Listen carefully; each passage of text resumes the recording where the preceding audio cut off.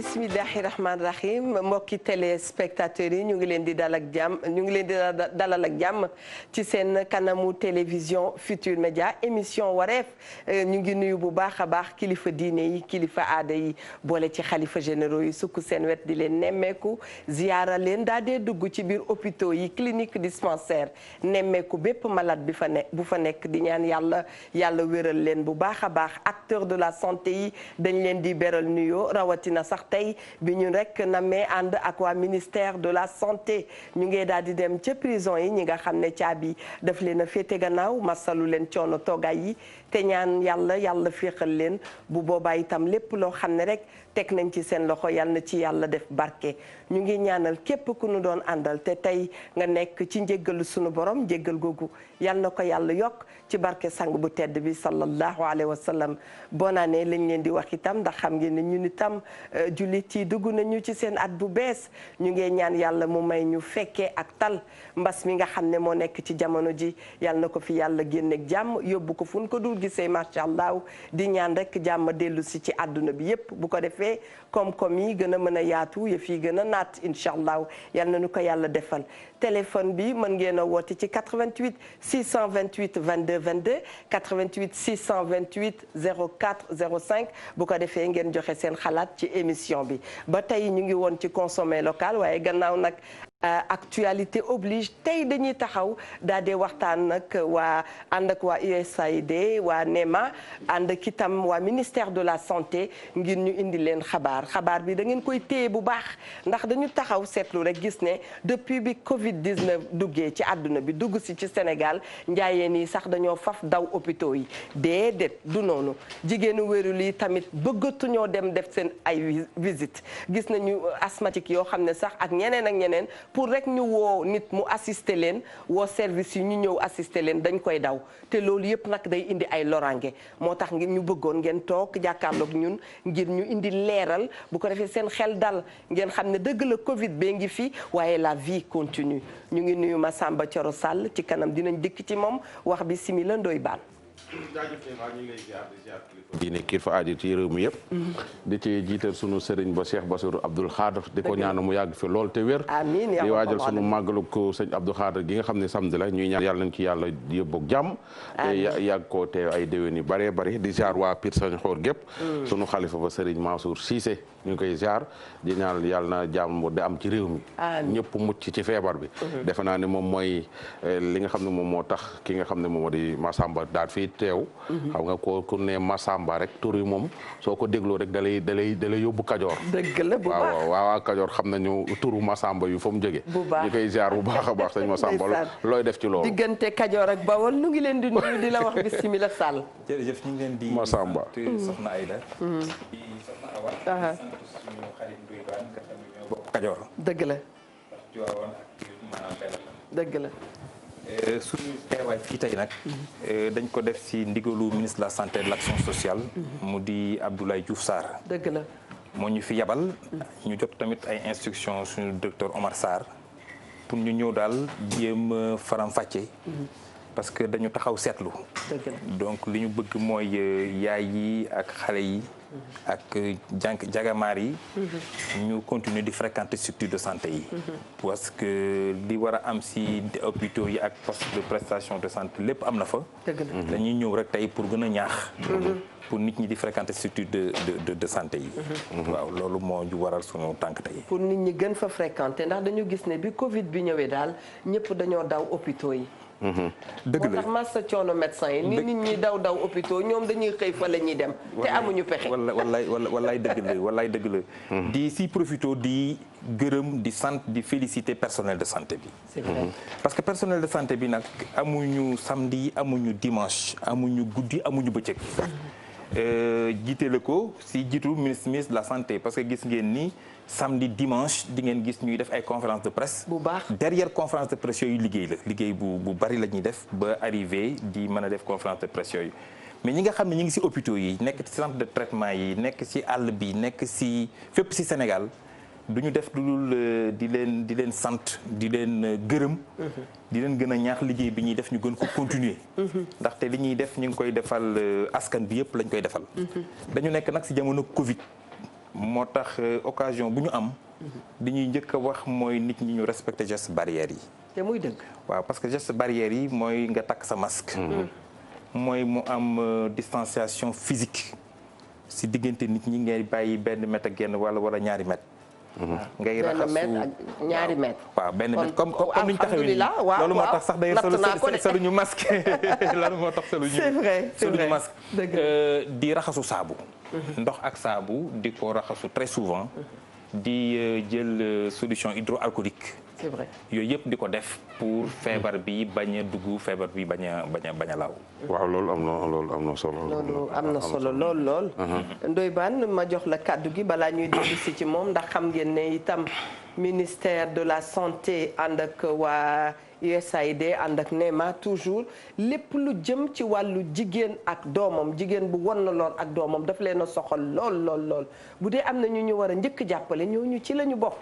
ñu ngi xeex pour que mortalité jóge fi maternelle ci jigéen bu wan lool di accoucher dem yoonam loolu dañuy ñaan yàlla mu jóge fi te itam li ko fi jëlee dafa bokk ci boo wannee lool rek nga dem ci districtu santé yi ñu jël la en charge bu ko defee ñu suivre grossesse boobu ndax la grossesse n'est pas une maladie boo ca teelee jóg ñi la war a gunge la incha allah bébé dana ñëw ak jàmm. képp ku ñuy seetaan itam tey xaar bébé ñu ngi lay ñaanal nga gis ko ak jàmm ñi nga xam ne itam nekk gu ñu yaay dégg gu ñu maman yàlla na ngeen ko dégg te mu jik leen wér topp ci Ndoye Bane bismillah. donc fii nga daane la rek c'est important moo tax moom bu ko laaj les premières mesures préventives yi nga xam ne jël ngeen ko devant la femme enceinte maanaam devant ci jigéen gi nga xam ne moom dafa war na lor yan mesures ngeen njëkk a jël pour mën ko aar bébé bi mu porté. Ndoye ñu ngi lay sant si question bi nga posé mais ngeen may ma tuuti rek parce que direction de la santé de la mère et de l'enfant bu ministère. da ngeen a changé directeur. dafa am loolu dinañ si ñëw si fin bi. dafa mi ngi lay sànni xeer ci suuf loolu la dafa am mission bu ñu état bi dénk. mooy que nit ñi dañu war a organiser di doxal lépp li nga xam ni dafa jublu si wér-gi-yaram ak bien-être yaay xale ndaw ak jagamaar. dëgg la. ñu am ay objectifs nag yoo xam ne dañu koy suivre donc en 2010 bi ñu xayma natt si ñaar fukki téeméeri junni jigéen ñu doon mucc wan na lor wala di mucc. ñetti téeméer ak juróom-ñeent fukk ak ñaar ñoo si doon ñàkk seen bakkan si ñaar téeméeri junni. ñetti téeméer doon ci. waaw ñetti téeméer ak juróom-ñeent fukk ak ñaar ñoo si doon ñàkk seen bant. ca 2000 seen bakkan 2000 lan nga wax 2010. 2010. bi ñu xaymaa daaw ñu ngi si 236 pour 100 000 naissances vivantes donc ñaar téeméer ak fanweer ak juróom-benn. mu xam nañ ne li ngeen bëgg mooy na dem. waaw mooy mu dem. waaw mais mu nekk jéego yu vraiment yu am solo. dëgg la jéego yu am solo si wàllu mortalité infanto-juvénile mooy xale ba kër ngay am juróomi at. bi ñu nattee xayma en 2010 juróom-ñaar fukk ak ñaar ñoo si doon loru si junni yoo jël. bi ñu egsee ren ñu ngi si fanweer ak juróom-ñaar. mooy que ni dañ ko xaaj. résultat yooyu nag boo ko déggee ni résultat brut mën nga bañ a comprendre mais ñun dañuy liggéey ak waa EDS ñiy def EDS yi di liggéey mooy ANSD mais di liggéey aussi ak OMS ak partenaires yi ñuy ànd yëpp. ndax ñoom ñoo koy xayma au fait ñun ñëpp koy bokk xayma bi. loolu bi ñu ko xayma si CEDEAO Cap-Vert rek moo ñu gën les résultats. Cap-Vert maanaam si CEDEAO boobu yëpp nga jël Nigéria nga jël Côte d'Ivoire nga jël Mali nga jël dëkk yi CEDEAO yëpp Cap-Vert daal moo ñu gën a baax ay indicateurs pour le moment. d'accord mais à part Cap-Vert Sénégal moo gën a baax ay indicateurs si Afrique de l'Ouest loolu nag mu nekk ay jéego yu am solo. jéego yooyu li ko waral mooy première priorité gouvernement Sénégal. mooy ñu réduire ndetteelu yaay ak doom. loolu mooy première priorité bi. moo tax état bi def si ay yu am solo. dégg ngeen fii ambulance yi lu mat juróomi téeméeri ambulance jënd nañ ko fii recruter nañu ay junni sage-femme poste boo dem teg nañ fa sage-femme ak infirmier mooy le couple gagnant. def ay stratégie yu bëree bëri ba egsi foofu. loolu nag du direction de la santé de la mère et de l'enfant rek moo ko def. ñi ko def bëri nañu. ministère bi moo ko jiite. ak ay partenaires ak ñëpp ñi nga xam ne ñu ngi yëngatu si wàllu yaay ak doom donc loolu bu ñu fi toogee il faut que ñu fësal ko. ba pare féliciter si remercier si ñëpp mais xam nga yaay lii docteur Sarr di wax kenn rek bu su dee ñàkk bakkan ñun duñu tëdd duñu nelaw. donc lu ñu man ñu ngi koy def lu ñu man ñu ngi koy def ci stratégie lu ñu man ñu ngi koy def ci xalaat lu ñu man ñu ngi koy def ci procédure lu ñu man ñu ngi koy def ci wut ay koom-koom yu doy lu ñu man ñu ngi koy def ci plaidoyer lu ñu man ñu ngi koy def ci woo ñëpp ñi nga xam ne am nañ ci wàll muy religieux yi muy bàjjenu gox yi muy société civile bi muy les partenaires privés ñëpp la ñu bëgg parce que affaire santé du affaire ministère rek affaire ñëpp ñoo ci war a jàpp. loolu daal laa bëggoon dans un premier temps fësal ko. taux de prévalence contraceptive ñu ngi woon 8% en 2010. maanaam. mooy que ni téeméeri jigéen yoo gis juróom-ñett yi ñoo si doon def espacement des naissances. moytu nef. actuellement ñi ngi si téeméer yoo jël ñi ngi si ñaar fukk ak juróom-benn. donc def nañu ay jéego yu am solo bien que ñi ngi bëggoon a egg ci fanweer ak juróom 45%. di profité foofu rek di wax que ni liggéey boobu tamit dañ ciy liggéey parce que dëkk Sénégal dëkk bu spécifique lañu nekk dañ ciy liggéey ak religieux yi dañ ciy liggéey ak ñi ma sëte sànq mooy tous les acteurs tous nos partenaires mais dañ ciy liggéey ak dëkk yi nga xam tamit dañ koy def muy Maroc muy Indonésie xam nga Indonésie mooy premier pays musulman au monde. ñoom seen stratégie yu ñuy def pour moytu nef dañ fay dem di say wax ak ñoom di ànd ak religieux yi di def ay argumentaire di ko teg ci bindu ci alxuraan ak sunna mais égal doyen si ndax moom itam moo yor émission weltaare ndax lu ko soxal la ndax foofu nga dugg diggante espacement des naissances ñenn dañuy foog ne nañu éliminer bu kenn jur foofu tam dafay am réeroo dañ la ne nga espacé waaye waxuñu la bul jur. dëgg la imam si maa ngi koy sant di ko gërëm ndax ànd nañu dem si sous région bi. dëgg la parce que ñoom liggéey bi ñu defoon dafa amoon solo ba nga xam ne waa Niger moom la ñu jël utiliser ko. ànd nañu Mauritanie bi ñu àndee Mauritanie nag bëggoon naa kontaan. alhamdulilah parce que dañu àndoon nag ay sommité. dañu àndoon ak imam Saliou Mbacké bi jiite CRSD. dëgg la ànd ak imam Kunta ànd ak waa Laayeen yi. dëgg la ànd ak imam Kan bi nekk imaamu Mosquée Kaneen. ànd ak imam Si. ñu dem fa toog ak ay ulema mais vraiment délégation sénégalaise bi ni ñu présenté argumentaire bi kàngam yi nekk Mauritanie yëpp dañ ko d'accord ba jël ko. ñu def noonu tamit la ñu def bi ñu demee Guinée. noonu lañu def bi ñu demee Maroc noonu lañu def bi ñu demee Niger. très bien donc daal di wax ni loxo ñëpp la ñuy xaar pour mu ñëw dugg ci li nga xam ni mooy santé de la mère et de l'enfant. très bien Ndoye Bane laajam. mooy laaj bi ma laaj ak yan mesures préventives ngeen jël devant ci kanamu jigéen gi nga xam ni moom moo nekk en état de grossesse ci pandémie bi. dëgg la Ndoye xam nga bi pandémie bi amee. commencé woon nañu observer nii di observer di gis nii am na wàññi na ñu doon dem ci structure de santé yi ñun lu ñuy def dañ koy teg ci ay données yu wóor ay données probantes.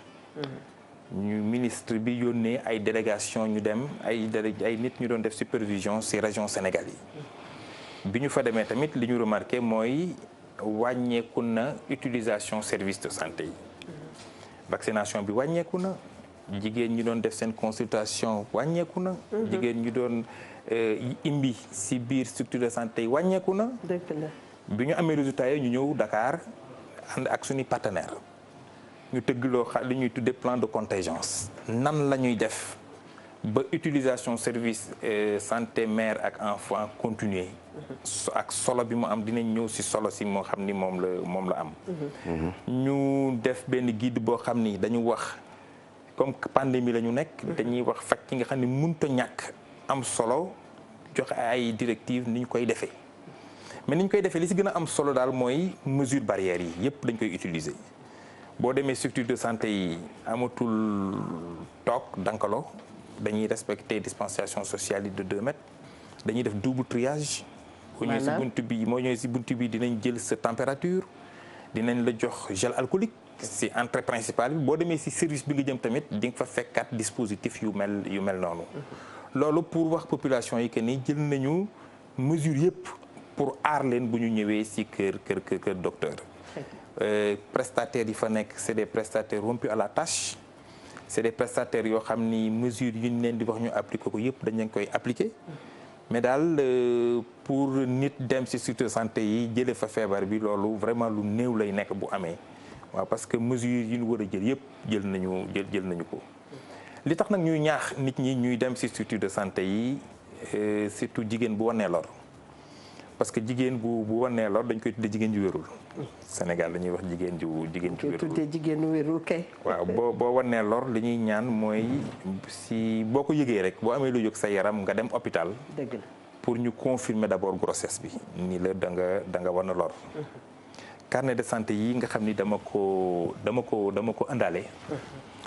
mooy carnet de santé de la mère et de l'enfant moom lañ dee njëkk a jox. ñi ma ko fi bëgg a jox ci kër gi sax dañu bare. waaw. soobee yàlla danaa leen lim ca kanam ñoom ñëpp dañu war a am carnet de santé. mu ngoog c'est gratuit. d'accord c'est gratuit pour jigéen bi war na lor ñëw si structure de santé bi. mais kii ay millions lañ ci defar. te yemu leen rek mu doon carnet de santé dafa am ay njàngale yu nekk ci biir. mu ngoog si loolu dinaa si ñëw. d'accord. mooy ay milliards lañ ci dépensé d'abord. lii nii. waaw ay milliards yu bare lañ ci dépensé ba pare dafa gratuit jigéen ju war na lor boo ñëwee rek dañ lay jox benn. li muy permettre mooy bu jëkkaan sax xeetu carnet yi rafet yi dafa am yeneen bërëb yoo ko doon amee. mu ngoog waaye léegi moom mettre ngeen ko à la portée de tous. mu ngoog te bëgg ko généraliser nag. dëgg la kay généraliser ci structure publique yi ak structure privée yi. parce que ñi ko tëgg muy ay techniciens yu xarañ ci li ñuy def. lu xale di soxla lu yaay di soxla bu ëmbee ba imbi ba xale bi nekk waxambaane wala jànkamaar mi ngi ci biir. dëgg la. li ñuy njëkk a wax mooy jigéen bu wanee lor bu demee ba ñu confirmer ko dañ ko jox carnet de santé bi. mooy première consultation prénatale. dëgg la. ñu war see def ñeent. parce que boo fekkee da nga war na lor dañ la war a surveiller sa grossesse. Premier trimestre bi war nga dem deuxième trimestre bi war nga dem troisième trimestre bi war nga dem boo dee am 9 mois war nga dem li ñuy promouvoir tamit mooy ñeenti visite yu baax moom la ñu soxla. waaw ñeenti visite bu fekkee amul pathologie grossesse bi parce que grossesse bu fekkee am na leneen lu ci am prestataires yi mën nañ la wax ngay ñëwaat yeneen. dëgg la mais li ñu promouvoir mooy ñuy def ñeenti consultation prénatale. boo ko dee def dañ lay accompagner ci sa grossesse di la wax li nga war a def di la ñaq-ñaq yi nga war a jël pour daal nga matu nga egg ci sa terme matu ak jàmm ak salaam. foofu tamit li ñuy préconiser di ko promouvoir mooy boo dee matu nga matu ci bërëbu pajukaay yi. boo fa dee matu ak personnel bu qualifié ñoo fa nekk. defe naa keroog am na benn jur may seetaan fii sax ngeen doon wax ci soins humanisés. accouchement humanisé léegi bu fekkee da ngay accoucher mën nga jël position bu la neex. ak sa choix. ak na ngay tëddee. parce que def nañu ay pouf def nañu ay lallu ne dugal nañ ko fa. sa choix ak ki lay gunge. ak ki lay gunge léegi doo fa nekkate ak sage-femme bi rek. boo amee doom. tamit li ñuy ñaan mooy ci alimentation xale bi. waaw mooy nga nàmpal ko ci waxtu bi njëkk. parce que dafa am Eva lu nekk ci weenu jigéen. ñu koy wax colostrum. ñu koy tuddee le premier vaccin dafa am solo ci xale bi. mooy njëkk génn. waaw li njëkk génn dafa am une importance capitale ci xale bi. parce que d'abord dafa am ay éléments nutritifs mais dafa am ay micronutriments. mais également dafa am ay anticorps yi nga xam ni day tax xale bu du am ay infection. tax mu dëgër. waaw tax mu dëgër. yaay ji tamit bii nàmpal di def allaitement maternel exclusif mooy bu xale bu juddoo ba am juróom benn weer. ween kese day tax yaay ji di lutter contre cancer du sein ak cancer col de l'utérus. c'est-à-dire boo dee nàmpal sa doom. yaa ngi koy nàmpal di ko jox lépp li mu soxla mais yow yaay ji. d'abord boo commencé boo defee allaitement précoce da ngay am contraction pour lay permettre nga xaw a dugg ci moytu nef. contraction utérine pour moo lay permettre nga xaw a dugg ci moytu nef doo teel a jëlaat ëmb. mais également day permettre yaay ji. mu lutter contre li ñuy wax cancer utérus ak cancer col de l'utérus ak cancer du sein.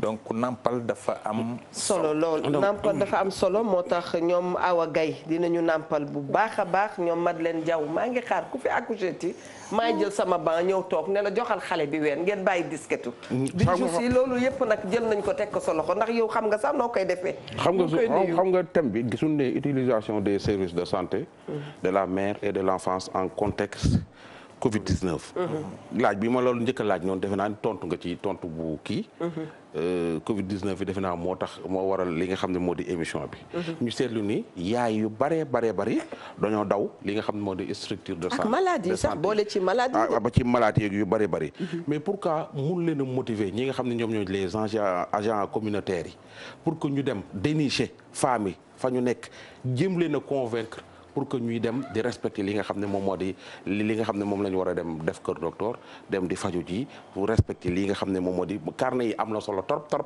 kër goo dem jamono ji fekk ko fa mais am na ñoo xam ne mënuñoo lire seen jëkkër mënta lire seen doom yi mataguñu nekkaguñu ay mag pour lire leen Sénégal ñi fi jàng bariwul da ngay wax ni soo bëggee nëbb ab sénégalais dara bind ko gars yi dañoo tàyyal ti lire léegi les agents communautaires yooyu nga xam ne dañoo nekk en contact rek ak population bi pour est-ce que mun ñu leen a motiver sama xalaat la pour que ñu gën a mën a dem sur le terrain dem ci biir kër yi pour mën a wax ak femmes yi entre jigéen.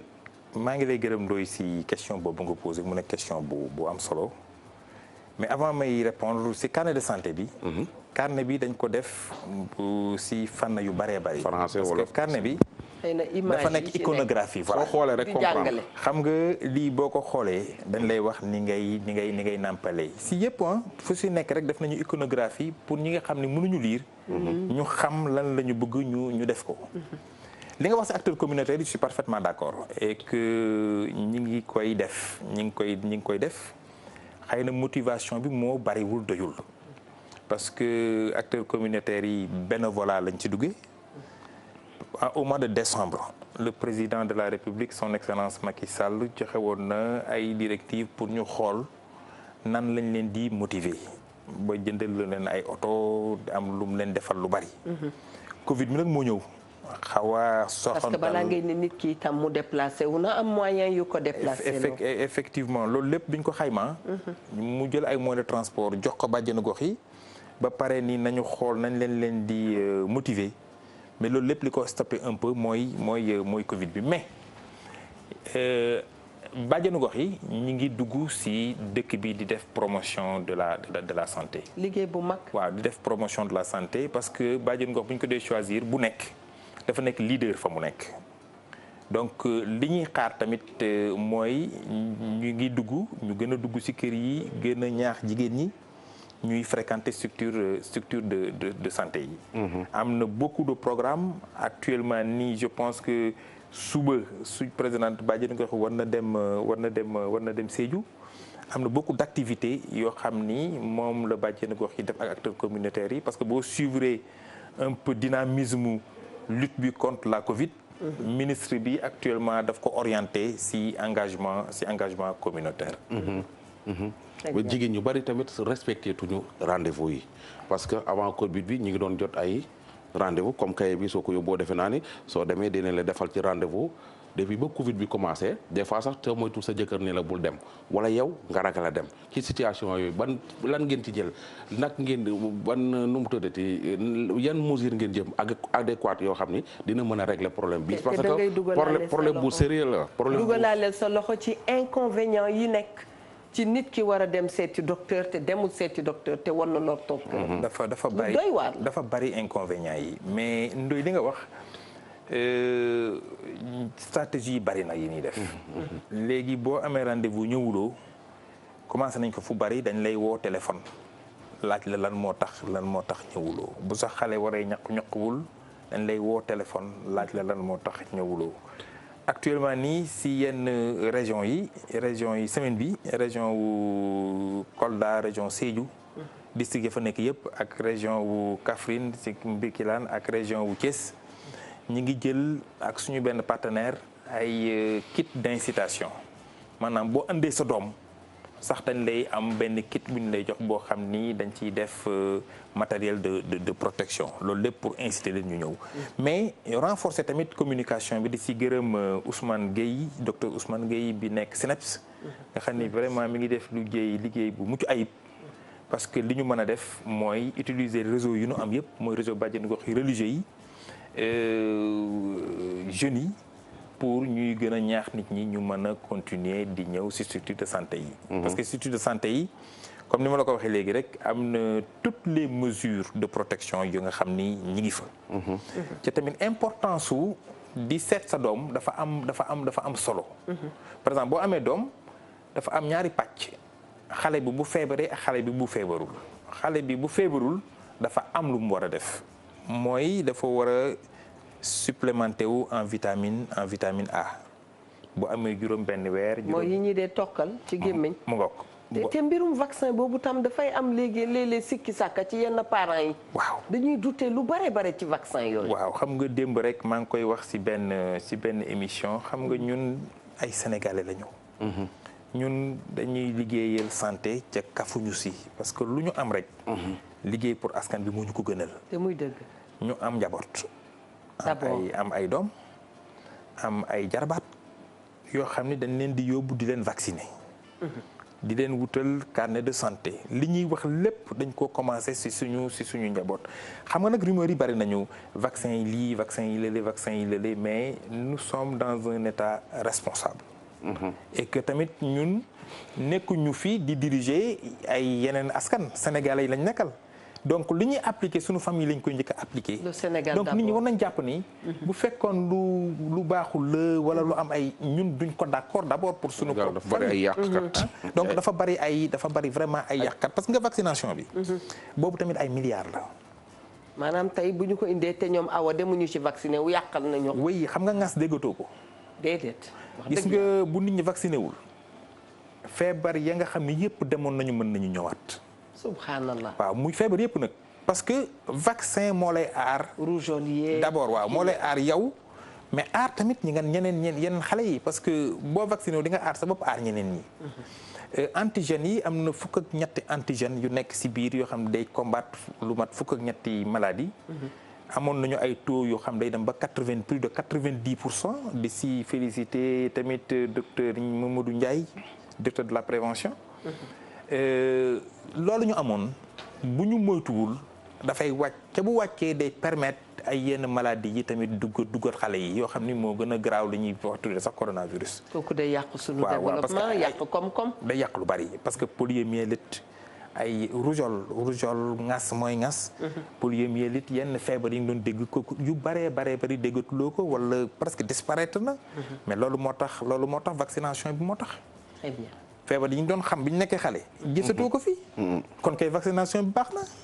waaw loolu de yomb na wax sax la ñu daan gis te gisatuñ ko am na lu ko waral ngas yaa ngi doon gis ngas gisatoo ngas kay xam nga ni vaccination te naan vaccin yi baax waaw parce que ñun bi ñuy xale dañ daan dugg sax ba ci école yi di ñu vacciner léeg-léeg ñu laaj la foo toll woon ci vaccin ñu ne sa yaay ne fii la toll woon ñu ne kon lii lañ koy vacciner c'est ça looloo am doy baan waaw loolu vaccin yi comme ni nga ko wax rek yàqkat yi dañoo bari trop bon ne may communiquer rek di wax da ci am solo dafa am ñoo xam ni dañuy mel ni ñu bëgg réew mi te bëgguñu réew mi di ko naxee nit ñi. nu ñu koy waxee cey ndoy ba. waaw non c'est vrai dafa am ñoo xam ne dañuy nekk ci internet beeg yenn télé yi.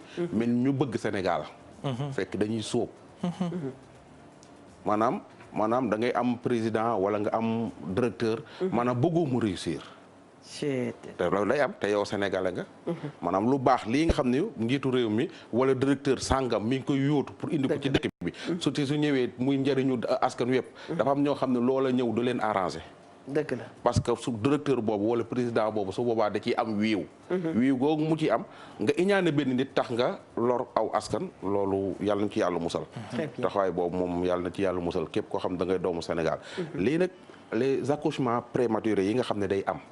te ñun dañuy nekk en contact souvent ak ñi nga xam ne mooy structure de santé yi ak li nga xam ne moom moo di yenn avortement yeeg ñoom seen direction bi ban taxawaay ban rôle lay joué ci mbir moomee ci période yenn avortement yi wala avortement clandestin non pas avortement par exemple nit dina am nekk jigéen ñi wërul 1 mois wala 2 mois peut-être demul peut-être ci rendez-vous yi mu amoon ba am problème avorté nit dina ëmb war a am doom 9 mois am doom ci 6 mois yooyu noonu mooy accouchement prématuré yi ak li nga xam ne moo wala nga def extra-utérine te jamono jii nii hôpital yi jigéen ñi dañ koo ragal yaay seen bàjjeni am na ci bàjjenu gox sax yoo xam ne ragal nañu hôpital yi ba parce que ndax feebar bi góor ñi sax dañoo ragale yóbbul seen jabar ci structure santé yi sa jabar toll ci diggante boo xam ne mi ngi ci diggante 5 mois 6 mois jékki-jékki guddi jot dem ñàkk a dem hôpital tax na biir ba yëngu mu am doom ja dellu ou bien muy loolu mooy avortement defe naa ni ak ñoo xam dañuy am doom teel a am doom ci seen heure am doom jotul ban taxawaay la ci seen direction bi am. maa ngi lay gërëm xam nga li may wax ci structure de santé yi mooy parfois fréquenter structure de santé mesure ya nga fay fekk doo ko fekk sax boo demee feneen. parce que ñi fa nekk non seulement ay professionnels de santé lañu xam nañu lan nga war a def pour bañ a am Covid bi. te mesures yi ñuy appliqué ci biir structure yi peut-être boo demee ci yeneen place duñ ko fa appliqué donc nit ñi ni ñu jàpp ni boo demee ci structure de santé bi mën nga fa jëlee maladie bi mën nga fa oui mais jël nañu toutes les mesures nécessaires pour que loolu bañ a am li nga wax nag ci prématurité dafa bari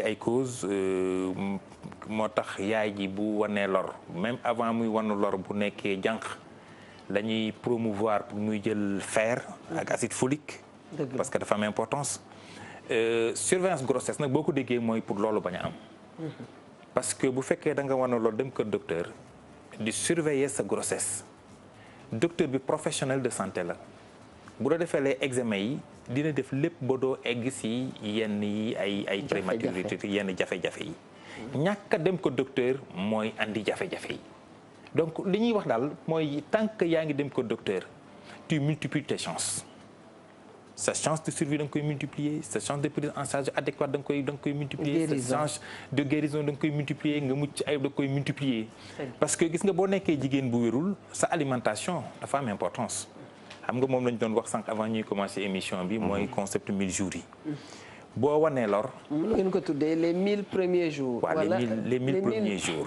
les 1000 premiers jours de l'enfant mooy boo wanee lor. juróom-ñeenti weeru ëmb yi muy 270 jours ak boo imbee ñaari at yi muy 365 par 2 muy 1000. c'est bien parce que 1000 jours yooyu dafa nekk li ñuy wax intervalle d'or. maanaam kuy investir ci xale ci foofu nga war a investir ci xale. parce que am na loo malnutrition par exemple yoo xam ne bu ko amee mais c'est irréversible même après bu nekkee multimilliardaire c'est irréversible du ko bàyyi. du dabe loolu. déedéet du ko dabe.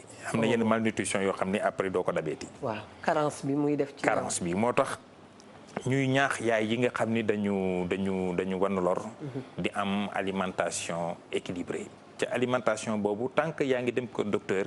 dinañ la ko fàttali dinañ def promotion bi pour nga mën a am alimentation équilibrée boobu. Très bien. Ensuite dina permettre li ñu fi wax lépp mooy alimentation de l'enfant bu xale bi juddoo. alimentation de l'enfant comme ni ñu koy waxee dafa tourner autour de trois choses mooy d'abord la précocité mooy boo amee doom ci waxtu bi njëkk nga nampal ko. jox ko sa ween. ak noo koy naam dégg naa dafa am posture sax bu jaadu. dafa am posture bu jaadu sax te doom bu dee màgg tamit dafa am noo ko war a nàmpale di ko xool. di ko wan amour bi nga am ci moom. dafa am importance ci xale bi. ween rek nga koy jox moom am juróom benn weer parce que ween bi lépp a ngi ci. waaw ndox a ngi ci di mu soxla lépp mi ngi ci bu amee juróom benn weer nga continuer di ko jox ween mais commencer dugal ay aliments diversification alimentaire ay ruy ay. diversification alimentaire ay légumes ay voilà ba mu am ñaari at mais ñi moom am ñaari at da ngay continuer di ko jox ween bi di ko jox yeneen aliments yi. xale bi tamit surtout ak produit yi ñu am nee nañu. consommer local bi ñu doon waxtaanee. effectivement dañ ci am produit yu bëri yoo xam ne mën nañ ko jox suñu doom yi daf leen di gën a dëgëral. mais yu am importance. yu am parce que boo nee tey fruit ñu ni banane ak pomme mais dànq wul sidéem lépp ay fruits yu andi les mêmes apports. donc il faut que nit ñi tamit loolu ñu si bàyyi xel si alimentation xale bi.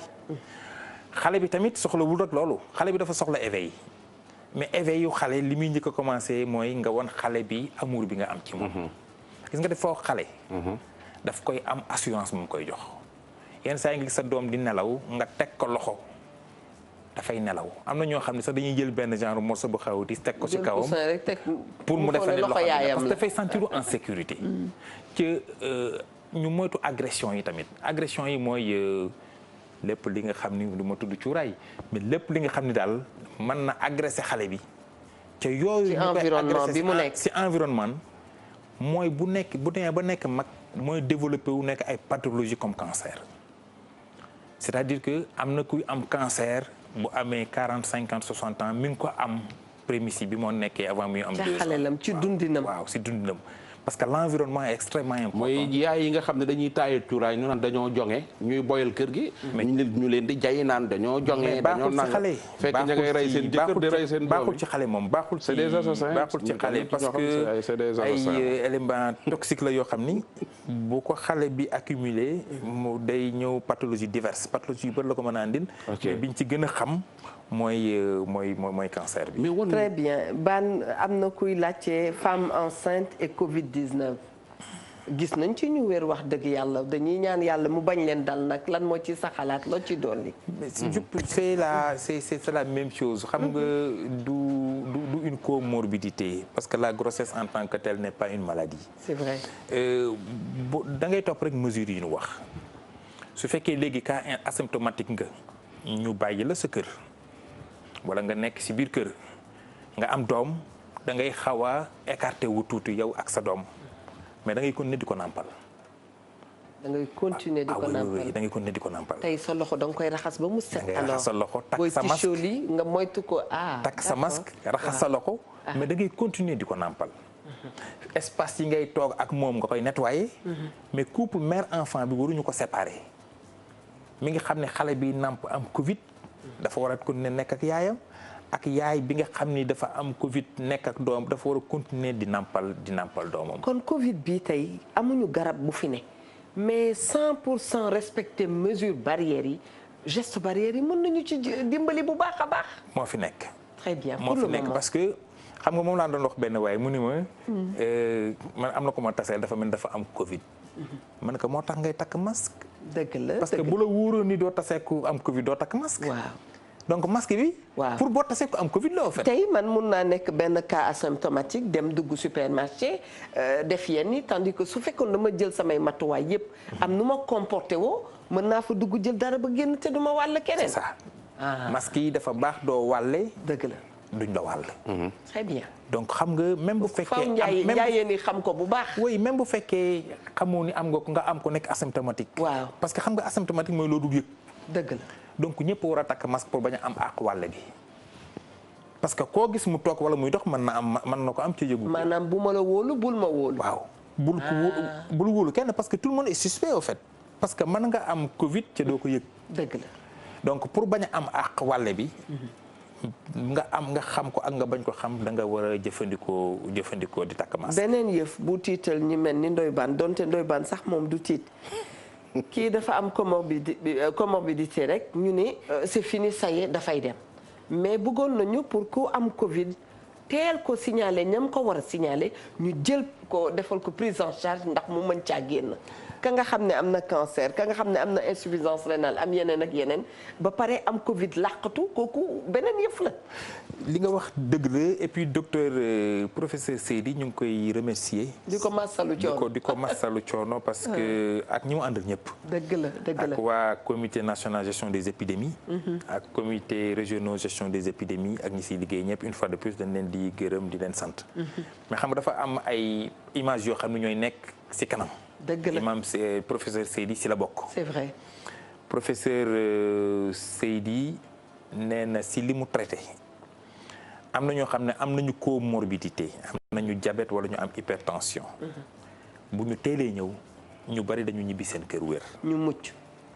li bon mooy nga am comorbidité wala nga am signes yi mu sonal la nga toog sa kër. bañ a dem hôpital dem a dem ba mënatoo noyyi nga ñëw hôpital toll nga benn niveau boo xam ni même pour nga noyyi machine moo lay noyyiloo. assistance respiratoire lay nekk boobu risque mortalité bi dafay élevé. taux de létalité bi foofu dafay élevé. waaw mais ku mu munta nekk nga am comorbidité ak nga bañ ko am. boo teelee am Covid bi teel a am symptômes yi buñ la teelee jël en charge yàlla mën na si def jàmm. dañuy profiter ndax xam nañ ne boo fi ñëwee rek ci njiitalu ministère de la santé la am na ñoo xam ne dañuy wax ne dañuy am symptômes yi wala dara suñu wootee duñu gis kenn suñu kiiwee duñu gis kenn mais 15-15 bi defe naa ne loolu moo tax ngeen teg ko fi pour que nit ki am ñu muy waxanteel. c'est ça xam nga numéro 15-15 urgence am na beneen numéro bu SNEPS. mais 15-15 bi c'est pour surtout une prise en charge rapide. dëgg la boo si wootee. duma ni am na ñu woote ñu jotul. loolu mënuma ko wax. dëgg la parce que ñu ngi si ay 10 000 cas ay milliers de cas. mais 15-15 bi boo wootee wax li nga am wax sa ay symptômes bu fekkee yow cas symptomatique nga affaire bi sonal la. doo fa toog dañ lay jël si. dañ lay jël si donc ñu ngi ñaax nit ñi ñuy woote. di insister si woote bi. mais bañ ko def affaire xarit parce que professeur Seydi nee na keroog day taxaw bi si ak benn xaritam woo ko ni ko man dama am sama benn mbokk actuellement dafa sonn. donc ñooñu xamoon nañ dafa am Covid. donc bu ñu bàyyee ba mu sonn ba sonn. di nga sonn pour mu génn si dafay difficile dafay metti. donc wax na ko tamit au début on n'avait que 12 lits de réanimation. réanimation ñëpp duñ ci dem. réanimation mooy ñi nga xam ni mënatuñu noyyi machine moo leen di noyyiloo. te ñuy ñaan mu nekk cas yu néew. vraiment cas yu néew xam nga tey yaa ngi dégg ay tant de cas grave wala yooyu nekk en réanimation. léegi am nañ ci 60. ci comme ni ko techniciens yi di waxee rek buñ nee réanimation du lal bi rek de ak machine bi. day jël ay dizaines et des dizaines de personnes pour ñu topp la. am ko dem ba mënatoo noyyi machine di la noyyil dafa am ay examen dafa am benn care lu ko américain yi di tuddee boo xam ni day topp cure bi ñu lay topp di la assister donc c'est extrêmement lourd. mais ñi ngi sant yàlla biñ ci amee 60 yoo xam ni 60 yëpp actuellement c'est fonctionnel. d'accord mais daal soxna Eva. li ñuy waxtaan mooy ñëwaat ci mesures barrières yi rek. bu baax. ñëwaat ci mesures barrières yi bu baax xam nga cas communautaire yi. avant tabaski ministre de la santé wax na ko. waaw ministre de la santé nee na bu ñu demee bu ñu bàyyee tabaski bi nit ñi bouger bu ñu demee tabaski bu ñu ñëwee affaire day yokk affaire yi yokku na. donc il faut que nit ñi di respecter impérativement mesures barrières. kon Covid-19 comportement moo koy indi comportement moo koy dàq. comportement li ëpp actuellement ci comportement la parce que xam nga nit koo gis ak jàpp ko cas suspect koo munti gis. jàpp ko que ni kii mën naa nekk cas suspect mën na am Covid bi ca yëgu ko donc ngay takk sa masque. dëgg la ngay raxasu ak sa saabu. boo amee gel alcoolique di ko laal boo amul gel hydroalcoolique di raxasu bu fekkee yaa ngi raxasu nit ki même boo demee supermarché nga may ko 1 mètre 50. bu leen dee rang léegi ci bus yi di nga ko gis nit ñi dañuy jël rang. ñu ngi koy commencer di appliquer. dëgg la mais dafa am ay nit ñoo xam ni xaw ma ban genre nit la ñu ba léegi da ngay taxaw ñu ni gëmuñu feebar bi. mais feebar boo gëmul ñu ci def ay junni milliards. màkk tëj avion dawatul moo ne gëmuma ko mais vraiment loolu dafa mel ni nga gis jant bi mais ñi naan gëmuñu ko ñëpp Ndoye Bane dañuy yokk jigéen ñi ñoom yaa Mami Eva bu ñuy dem marché itam pour dem jënd légumes yi tànn ak yooyu moment boobu mën nga sol gant nettoyer sa loxo ba mu set tànn ci légumes yi jël sa gant soo paree am noo ko simmee dugal ko ci mbuus fas sànni. c'est toujours bon loolu yëpp dana indi yëpp. loolu lépp c'est toujours bon. loolu lépp c'est des gestes yoo xam ni ça t'éloigne. d'accord. du virus, ça t'éloigne de la maladie. D'accord. Ndoye Bane c'est que dafa am ñoo xam ni dañoo yabaate rek c'est que gëmuma feebar bi te su nee la kër gee dafa am ku fa feebar doo fa dugg. nga ni gëmuma feebar waaw su nee la kër gii dafa am ku fa feebar Covid 19 doo fa dugg. c'est vrai. su nee la diw mii dafa feebar Covid 19 boo wér sax da nga koy daw. ba pare nga ni gëmuloo ko. te boobu tam nañ ci di nga ci dikk ci stigmatisation boobu. non loolu dafa yàgg. sénégalais yàlla ma ko yàlla baal ci ñi ma ko war a wax. sénégalais moo mu gaaw ci xeebaate. affaire xeebaate ba Njaga Mbay di way daw ko wéré di boobu ay gone lañ. sénégalais yàgg na daw bul ko daw ba mu xam ko mën naa métti mën naa. yokk la ko métti soo génnee kaso dañ lay daw. te tëdd nga sa pen. ba pare soo dee def naka su doon loolu société bañ même soo demee ba bàyyi ko sax ni dañ la koy xase. dëgg la. tey jii su sa yaay daan def nangam ngan sa yaay ba mu koy def 19 ans la am mu dem ba am 40 ans. da lay laal nekk nit ku baax dem màkk nekk yiw. su amee doom sax su demee ñu ne kii yaayam moo fi defoon nangam loolu sunu jikko la. moo tax ñu wax bul ma juger ndax sama waajur lu mu def. waaw loolu lu ñaaw la. xale bu jigéen boobu nga koy wax ni sa yaay moo def nangam lu ci yoonam moom defu ko. te yaayam bi ko defoon ba mu amee 18 ans léegi yaayam defatul loolu yaayam léegi nit ku baax na tuub na. te kenn ku ci nekk am na loo def di ko nëbb nag. très bien ay su yàlla doon génne li ku nekk loolu. yal nañ ci yàlla musal déggoo ma sànq mu ñu kii ma doon ma wax téléphone ki naan ma charia ki ma doon waxal téléphone. sama mbokkum oustaz la xaw imam man waa mais man su ma defoon dara. waaw man doy baan su ma defoon dara. ñu war maa dóor téeméeri yar kan moo ma koy dóor Sénégal.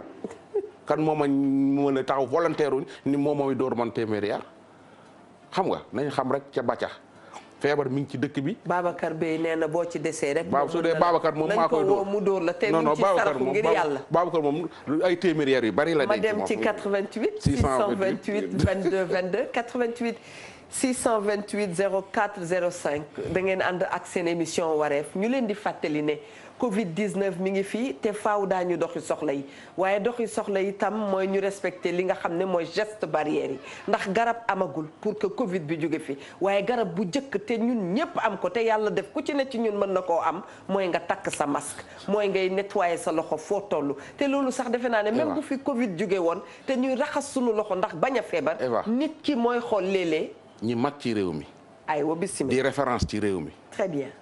soo ci jëlee président Macky Sall ma ngay takk masque. waaw le xalif général des Mourides ma ngay takk masque. le xalif général des Tidiane. ma ngay takk masque. bu Laayeen ba ma ngay takk masque bu Ñaseen ba ma ngay takk masque te ñun sénégalais ñun ñooñu lañ am amuñu lu ëpp lool ñu ëpp ñooñ de. te ñooñ ña ngay takk masque. challenge bi film nii mooy takk sa masque. takkal sa masque. képp koo Sénégalais buy dox jamono ji te takkoo sa masque jàppal ni noonu Sénégal nga. dafa war a leer. affaire yi da nga koy ñeme nga wax ko képp koo xam ne da ngay nekk Sénégalais di dox ci dëkk bi te takkoo masque noonu Sénégal nga. très bien loolu il faut ñu xam ko parce que sunu njiit yi nga xam ne. mu amuñu ko mag Macky Sall.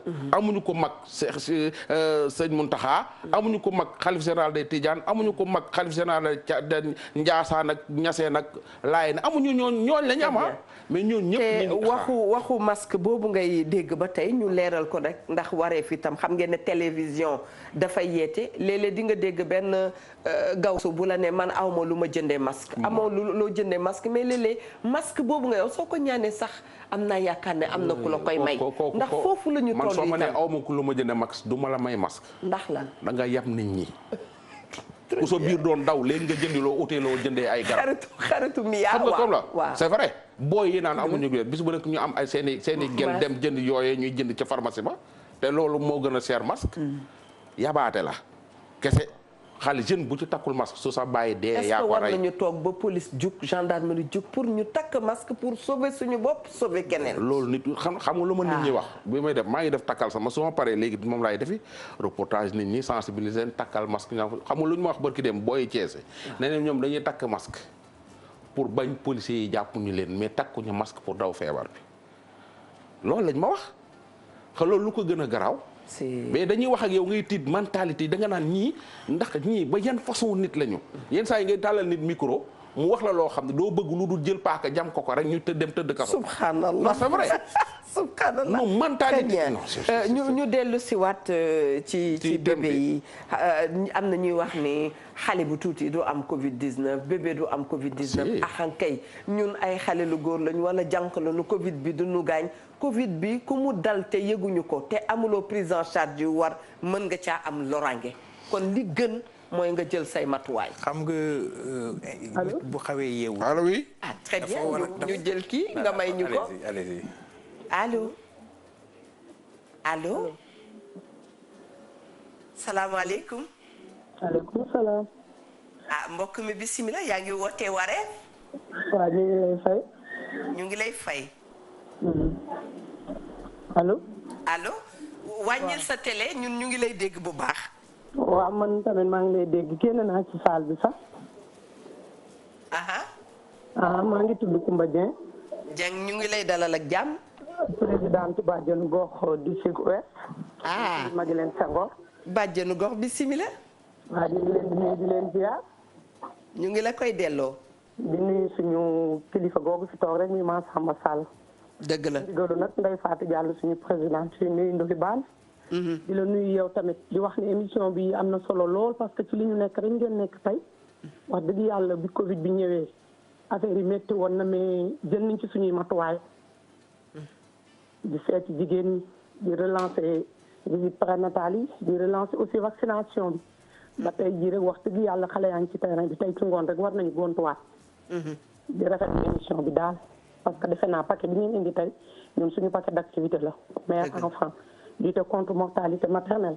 loolu moo taxoon ñu tegoon ñu fi ñun bàjjenu gox ba tey ñu ngi ci di ci xeex tama Samba mu ngi ciy jàppale wéetuñu ci. ñu koy nuyu nag de passage di leen seede rek taxawaayam ci direction ba wax dëgg yàlla ak taxawaayam ci digganteem ak bàjjenu gox yaram bee xaw a naqari waaye tey moom nu ma def damay dugg parce que sama activité la. yàlla na nga tane waaye yàlla na nga tane. moo tax ma yërëm médecin Eva Tra dafay foog ne kuy fajaate waroo feebar te léeg-léeg dañuy wopp duñ ko sañ a wax sax. waaw di gërëm kumba bi woote. parce que bàjjenu gox bu am taxawaay la si liggéeyu bàjjenu gox yi. xol bee bàjjenu gox xam nga bàjjenu gox yi. fukki junniy bàjjenu gox moo am. Ndeye Fatou Diallo mooy seen président xaritu Eva Tra. actuellement nii nee naa la mi ngi jëm Sédhiou ndax dafa am présidente bàjjenu gox bi nekkoon Sédhiou dafa wàññeeku. donc yabal nañu ki yoru planification familiale Sénégal muy docteur Marème ñu egg fa pour massawu ko pour mais ñoom commencé nañu am salaire man waxoon naa ministre bi pour que ñu daggal leen salaire. xam nga président moo yilif ministre bi moo joxe directive ministre bi moo boole bàjjenu gox yëpp andi leen dëgg la boole leen ak président de la république donc bàjjenu gox dañ ciy gërëm ministre Abdoulaye Diouf Sarr acte boobu mu def président décembre mu ni il faut que ñu xool nan la ñuy def ba jàppale bàjjenu gox yi si maanaam koppar ñu engagé réflexion bi Covid bi duggee nag lépp dafa taxaw léegi dañuy def Covid bi la ñu bëgg mu pousse tuuti moom dafa war a pousse bon au début li ma doon wax léegi tamit nga permettre ma ko rek un peu si communication bi li andi un peu problème communication yi parce que ñi ko yor fii au niveau du Sénégal niveau du ministère de la santé ñi ngi def travail bu exceptionnel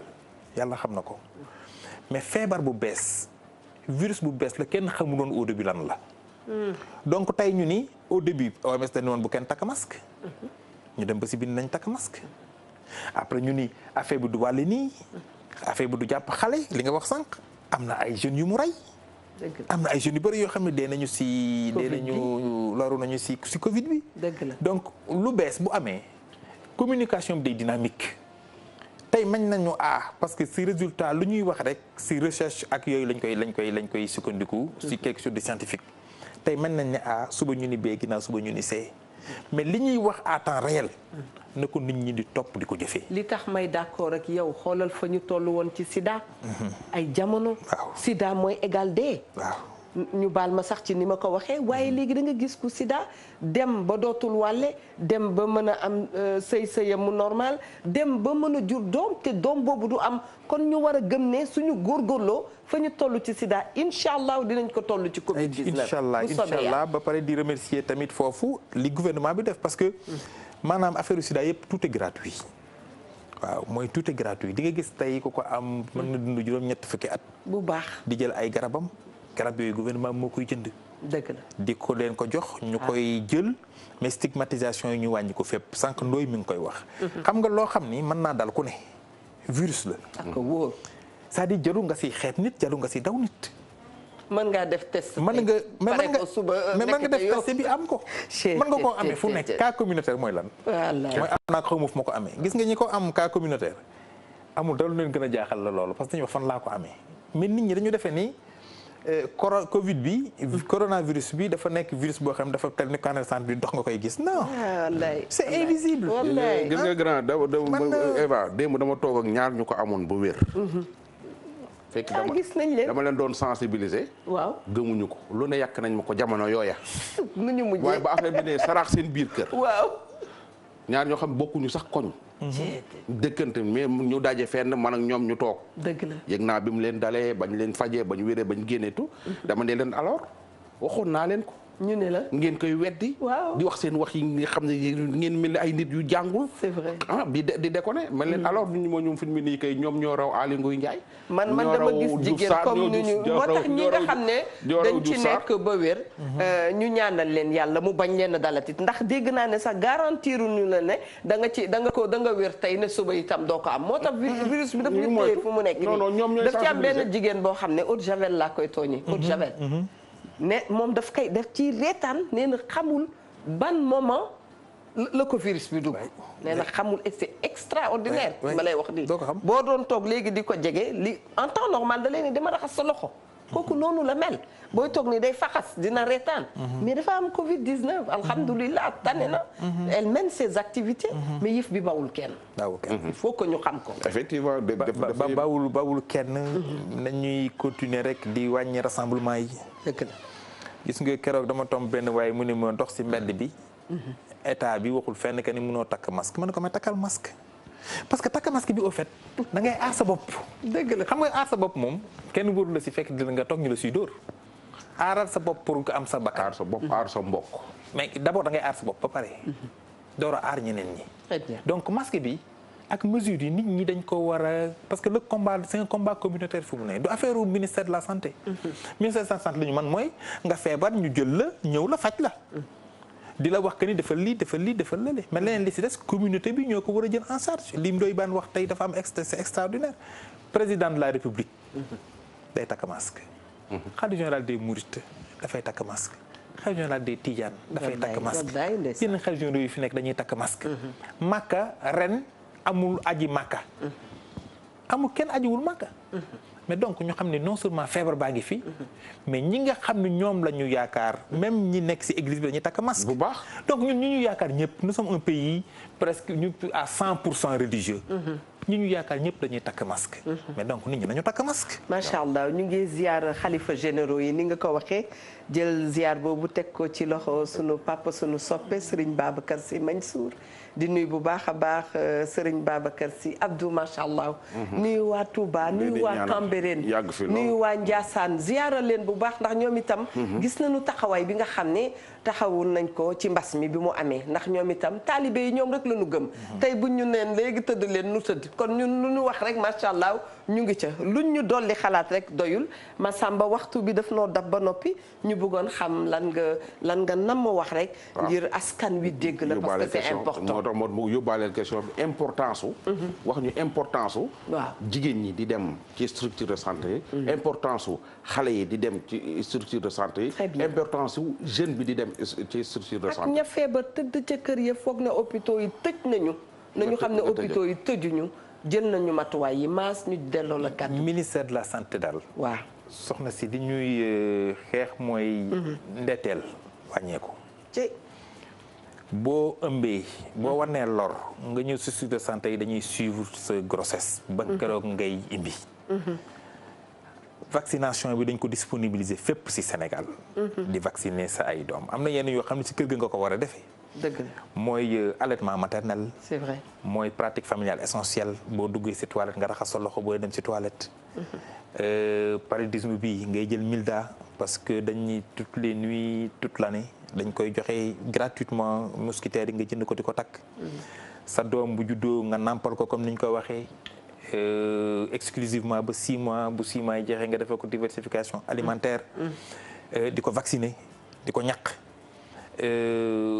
di ko supplémenter en vitamine A di ko déparasiter bu amee fukki weer ak ñaar ba keroog mi am juróom fukki weer ak juróom-ñeent mooy juróomi at loolu ñuy def lépp état bi di si def xaalis bu bari partenaires yi di ñu si jàppale c'est une opportunité aussi pour remercier tous les partenaires qui nous accompagnent di ñu si jàppale ñu siy def ay milliards et milliards nee naa la carnet de santé bi mais c'est beaucoup de milliards lañ ciy def donc li ñuy def lépp di fay ñiy liggéey ci santé di def ay structures de santé di jënd ay ambulance disponibilité bi am na mooy que ni centre yaa ngi fi poste de santé yaa ngi fi césarienne boo ko dee def doo fayati am na yu bëri yoo xam dañ ko rendre gratuit les enfants de moins de 5 ans donc loolu lépp dañ koy def pour nit ñi di fréquenter nag structure de santé yi parce que pour mu am continuité des services dafa war a am disponibilité mooy les services sont disponibles ak utilisation donc daal nit ñi il faut que ñuy utiliser pour wàññi ndeeteelu yaay yi ak doom yi